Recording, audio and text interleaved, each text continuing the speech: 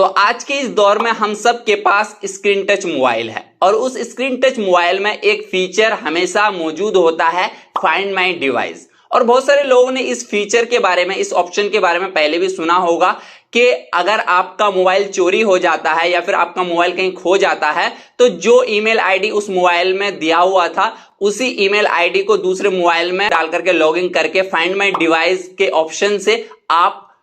चोर को पकड़ सकते हैं, या फिर कहीं पे मोबाइल खोया हुआ है तो आप घंटी बजा करके उस मोबाइल को ढूंढ सकते हैं। तो इस बात में कितनी सच्चाई है, कितना अफवाह है और फाइंड माई डिवाइस का असली यूज क्या है, क्यों इस फीचर को लागू किया गया था, तो सारा चीजों के बारे में बताने वाला हूं, तो वीडियो को लास्ट तक जरूर देखिए। तो सबसे पहला चीज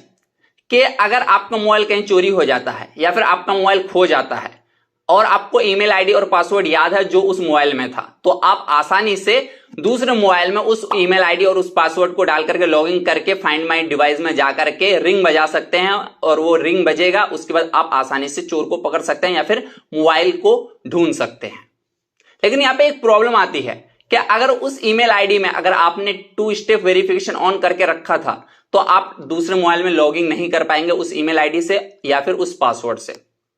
और यहीं पे दूसरी प्रॉब्लम ये आती है कि अगर आपको पासवर्ड याद नहीं है उस ईमेल आईडी का तो आप तब भी लॉगिन नहीं कर पाएंगे दूसरे मोबाइल में, फॉरगेट पासवर्ड भी नहीं कर पाएंगे।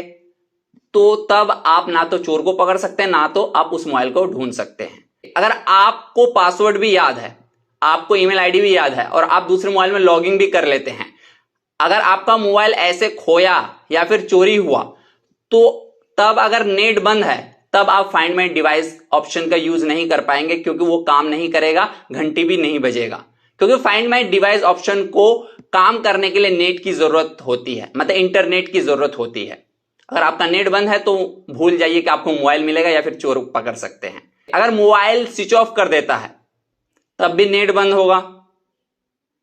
तब भी आप मोबाइल को नहीं ढूंढ पाएंगे। तो भाई मोबाइल में ये जो फाइंड माई डिवाइस है इसका इतना बड़ा अफवाह क्यों है कि अगर आपका मोबाइल चोरी भी हो जाएगा या फिर आपका मोबाइल खो भी जाएगा तो आप इस ऑप्शन से ढूंढ सकते हैं। ये अफवाह इसलिए है क्योंकि लोगों के पास ज्यादा जानकारी नहीं है और वही जानकारी मैं इस वीडियो में देने जा रहा हूं। तो फाइंड माई डिवाइस का असली यूज ये है कि आप अपने घर में हैं, मोबाइल का नेट ऑन है, मोबाइल साइलेंट में है, कहीं पे बिस्तर में या फिर कहीं पे आप भूल चूक करके मोबाइल रख देते हैं और आप ढूंढते हैं घर में कि नहीं मिल रहा है, नहीं मिल रहा है, तब आप इस ऑप्शन का यूज कर सकते हैं। लेकिन यहां पे भी प्रॉब्लम आती है कि 2 स्टेप वेरिफिकेशन या फिर पासवर्ड याद नहीं है तब भी आप ढूंढ नहीं पाएंगे। अगर आपका दूसरे मोबाइल में लॉगिन है तब आप इस फीचर का यूज कर सकते हैं, तब आप उस मोबाइल से घंटी बजा सकते हैं, आपको मोबाइल मिल जाएगा, साइलेंट भी है फिर भी रिंग बजेगा। और यही इस कंडीशन में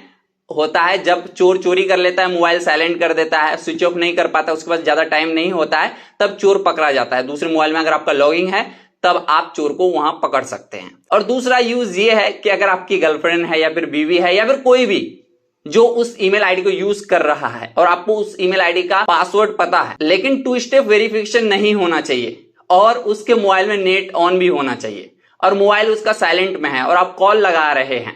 और वो कॉल नहीं उठा रहा है और आप उससे बात करना चाहते हैं इमरजेंसी में, उसको पता नहीं है कि आप कॉल लगा रहे हैं, तब आप घंटी बजा सकते हैं फाइंड माई डिवाइस ऑप्शन से। रिंग बजेगा, उसको पता चलेगा कि मोबाइल बज रहा है, तब मोबाइल देखेगा, ऑब्वियसली है। तो आई होप कि आपको हर एक चीज समझ में आ गया होगा कि फाइंड माई डिवाइस ऑप्शन का एक ही यूज है, वो भी आपका किस्मत अच्छा होगा, नेट ऑन होगा, मोबाइल साइलेंट में भी होगा तो कोई दिक्कत नहीं है, या फिर 2 स्टेप वेरिफिकेशन नहीं होगा और पासवर्ड अगर याद होगा तभी आप इस ऑप्शन का यूज कर सकते हैं। तो फिर मिलते हैं कोई न्यू अपडेट में,